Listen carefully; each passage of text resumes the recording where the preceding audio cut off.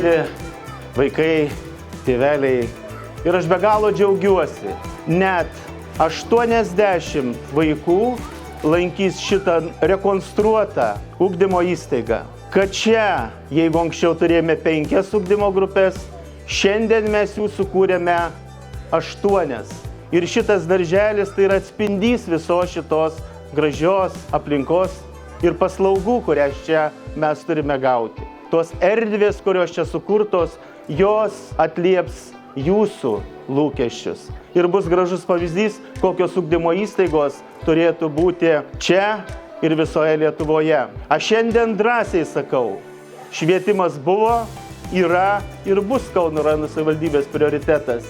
Sveikinu Jūs, miela direktorė, sveikinu Jūs, mieli pedagogai ir tėveliai, su šia diena, su šviesia diena ir su labai gražia ateitimi į jūsų vaikus, į mūsų visų ateitį. Su šventėm.